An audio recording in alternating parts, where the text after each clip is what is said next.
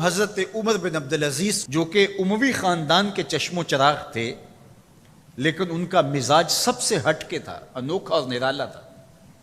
سلیمان نے ساری زندگی تخت و تاج کی بسر کرنے کے بعد سوچا کہ میں ان کو اپنا نائب بناؤں۔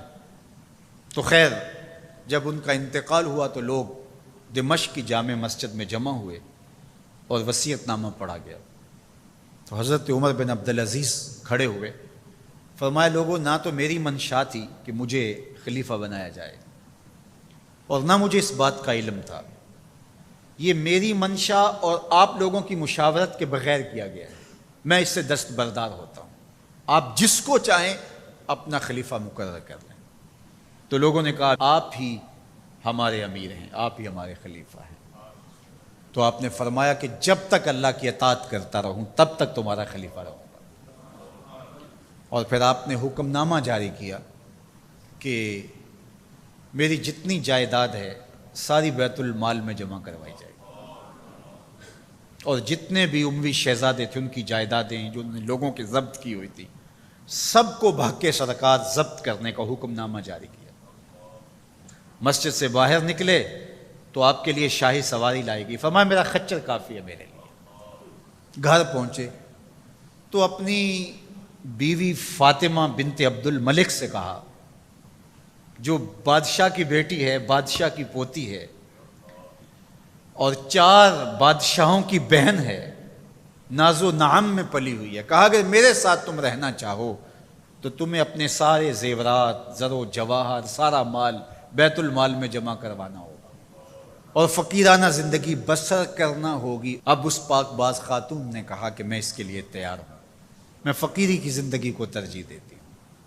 اب حضرت عمر رضی اللہ تعالیٰ عنہ نے صرف 2 سال 5 ماہ اور کچھ دن حکومت کی اور 3 بر اعظموں پر سلطنت اسلامیہ پھیلی ہوئی تھی، اور آپ روتے تھے کہ ان لوگوں کا حق بھی میرے اوپر بلا مطالبہ ہے جو دنیا کے کسی بھی خطے کے اوپر اس سلطنت کی حدود میں بستے ہیں۔ عید کا موقع آیا، عیدگاہ میں جب لوگ ایک دوسرے کو مل رہے تھے تو امیر المومنین کے بیٹوں کے کپڑے خستہ تھے، پرانے تھے، پیوند لگے ہوئے تھے۔ تو آپ نے اپنے بیٹوں سے کہا کہ تمہیں شرم تو آ رہی ہوگی کہ امیر المومنین کے بیٹے ہو کہ تمہیں ڈھنگ کا لباس بھی دستیاب نہیں ہے۔ تو آپ کا ایک بیٹا عبد الملک بن عمر بن عبدالعزیز جو آپ کی زندگی میں انتقال کر گیا تھا، اس نے کہا ہمیں اس بات پہ فخر ہے کہ ہمارے باپ نے خیانت نہیں کی ہے، ہمارا باپ دیانتدار ہے۔ جب گھر آتے ہیں تو آپ کی بیٹیاں آپ کو عید مبارک کہتی ہیں، آپ سے ملتی ہیں، لیکن منہ پہ کپڑا دھرا ہوا ہے۔ تو حضرت عمر رضی اللہ تعالیٰ عنہ عمر بن عبدالعزیز بولتے ہیں کہ بیٹی آپ نے چہرے کے اوپر کپڑا کیوں رکھا ہوا ہے؟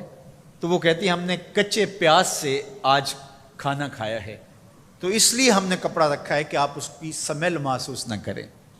تو حضرت عمر بن عبدالعزیز رو پڑتے ہیں اور فرماتے ہیں کہ کس باپ کا جی نہیں چاہتا کہ میری اولاد آسودہ ہو، لیکن میں آخرت سے ڈرتا ہوں۔ حضرت عمر بن عبدالعزیز رضی اللہ تعالیٰ عنہ کے 2 سال 5 ماہ اور چند دنوں کے اندر ایسا عدل پھیلتا ہے کہ لوگ کہتے ہیں ہمیں لگتا تھا آسمان اور زمین کے درمیان ترازو گاڑ دیا گیا ہے، ہر شے پوری پوری تولی جا رہی ہے، اور اتنی خوشحالی آتی ہے، اتنی خوشحالی آتی ہے، لوگ زکوٰۃ کے پیسے لے کے نکلتے ہیں، کوئی زکوٰۃ لینے والا نہیں ملتا۔ ایک علاقے کے لوگ حضرت عمر بن عبدالعزیز کو خط لکھتے ہیں کہ حضرت زکوٰۃ کا کیا کریں؟ فرمایا غریبوں کو دے۔ کہا کوئی غریب رہا ہی نہیں؟ تو کہا کہ اچھا آپ اس طرح کریں کہ جن کی شادیاں نہیں ہوئیں ان کا مہر ادا کر کے شادیاں کروا دیں۔ تو وہ جواب میں لکھتا ہے یہ بھی ہو چکا۔ تو کہا لوگوں کو قرضہ دے دیں۔ کہا کسی کو قرضے کی ضرورت ہی نہیں ہے۔ تو پھر فرماتے ہیں اچھا غیر مسلموں کو قرضہ دیں تاکہ وہ کھیتی باڑی کر کے زراعت کے کام کو بڑھائیں۔ یہ عمر بن عبدالعزیز کا دور ہے۔ عدل پھیلا، نور پھیلا، روشنی پھیلی۔ شہزادگی کی زندگی سے ایک دم اپنے آپ کو ایک چھوٹے سے کٹیا کے اندر محدود کر لیا۔ اللہ اکبر۔ حضرت عمر بن عبدالعزیز رضی اللہ تعالی عنہ مسلمانوں کے نامور خلیفہ ہے، اور ان کو ان کے عدل، ان کے انصاف، ان کی سادگی اور ان کی زندگی کے اس خوبصورت طرز کی وجہ سے عمر ثانی کہا جاتا ہے۔